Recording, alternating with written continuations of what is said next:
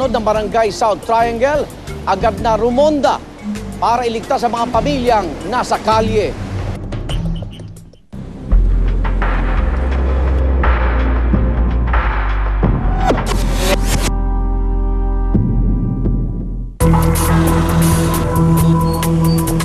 Ginagawa namin ng rescue operation doon sa mga pamilya na natutulog sa kalye, yung mga batang nagkalat sa kalye, para pangalagaan at bigyan sila ng protection. Kasi kanino na Bravo, may sasakay dyan. Bago mag-operation, nakikipag-coordinate kami sa ating local government, Quezon City, sa Quezon City Social Services and Development Department. Lagi silang bumabalik eh. Nagre-refuse sila na matulungan sila, pero bumabalik pa rin matulog sa kalye. So binabalik-balikan pa rin natin sila.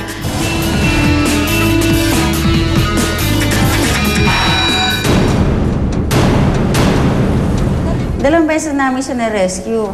Ang sabi niya, ayaw niya tumanggap ng tulong, aalis na lang siya. Sabi niya, ang tagal-tagal naman kasi ng tulong na ibibigay niyo sa amin. Siyempre, ang tulong, ina-assess pa ng ating, ng mga social worker. Wala ka naman kukunin dyan eh. Ano bang gusto mo? Wala ka kayo ang nasusunod, hindi kami? Oo. Hindi parang awa ko naman. Hindi naman po ang Matay ka sa ulo mo ah. Huwag natin sunod na, huwag ka na matigas ha. Kalay, sandali tayo. Sige lang ako, di ba? Pag-rescue operation, kami naka-front, yung mga babae, kasi pag-handle ng mga women, ng family, at ng mga children, particularly sa mga bata, kailangan babae mag-handle kasi with care. Bakit?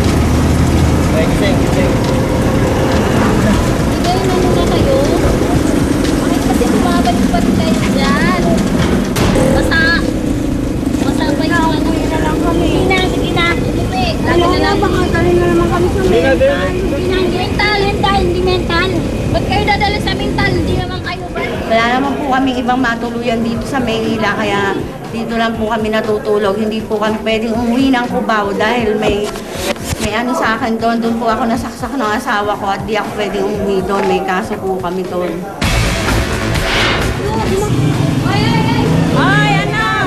O yung bitawan mo ang Hindi, interview lang po kayo para ma-interview kayo, matulungan kayo, ha? Yung pangatlong babae, parang ayaw niya may interview siya. Tapos gusto niya matutulog lang siya doon kasi sa gabi lang naman daw sila doon eh. Sa araw, wala sila. So, yun ang dahilan niya. Tapos ayaw niya matulungan siya. Ayun na kayo, hindi namin kayo, kakain kayo doon, pwede kayo magpahinga, tapos para malaman natin kung talaga yung problema nyo. Karamihan naman sa nire-rescue natin, yung first, galit sila eh. Ayaw nilang magagalaw sila. So, siyempre, i-approach mo sila ng ganito, gusto namin kayong tulungan, ano ba talagang problema, para hindi na kayo babalik sa kalye. Total, nagkakalma naman sila. Dinadala namin dito sa barangay kasi nandito naman yung mga social worker na mag-interview sa kanila. Tapos may nakahanda rin pagkain para sa kanila. May banig. Yan din natin sa hanggat hindi na po-process yung mga papers nila kung saan sila dapat dalhin. Ini-interview sila ng social worker, kinukuna yung personal profile nila, yung families nila, yung provision, nandun lahat.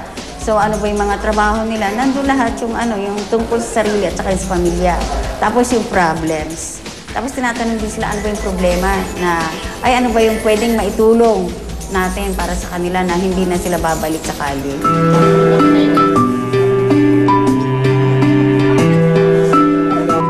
Babalik din ho kayo sa lugar nyo. Wala kami ninakaw sa inyo para tulong nyo. Wala nga. Huwag po kayo magmumura ho. Isis ka lang. Kaya wala ho kayo pupuntahan kung ganyan ho laman ang bibig nyo. Ilagay nyo sa tama Magkayo ka lang bubo. kukunin kami, may ninakaw ka kami sa inyo. Ilalagay lang po Para sa hulihin nyo. tama. Ano Ilalagay ninakaw namin sa inyo? po kayong tirahan, bibigyan ho. Kung may bahay kami, hindi nyo kami makita sa kalsada. Bigyan nyo kami bahay para hindi kami maglabas ng bahay. lahat na ibigay niyo sa amin para hindi kami maglabas-labas ng bahay, maghanap buhay. Nangangalakal kami para may malamon, hindi pagnanakaw. Tapos na ma-rescue, based on the assessment ng social worker, dun sa nila, alam na agad ng social worker saan sila dapat dalhin. Pagdating naman sa shelter, hindi ko alam gaano sila tumatagal. Kasi syempre, inaano pa yung assistance na pwedeng ibigay sa kanila. Hindi naman agad-agad na ibibigay naman agad sa kanila eh. Mga 1 week or 2 weeks, doon muna sila. They keep on coming back. Bakit kamo? Sa hirap ng buhay. Kasi iba kontento na sa kanilang sitwasyon eh. Anong kailangan sa counseling? Para iangat nila yung ngayong sitwasyon nila. Kung mga mamamayan na nakakita ng ating mga street dwellers na mamalagi sila sa kalye, nakikita yung kahirapan na dinaranas nila sa kalye, siguro i-approach natin sila na sana handa naman tulungan sila ng ating gobyerno. Kung dito naman sa barangay, pwede ko rin kami puntahan para matulungan namin sila, para madala sila sa ahensyang karapat-dapat para sa kanila, para sa mga karapat-dapat na tulong.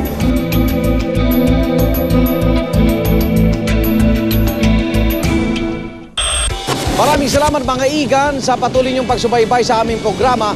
Hanggang sa susunod na Huwebes, ako naman Arnold Glavio. Ito ang Rescue Alerto sa kaligtasan mo.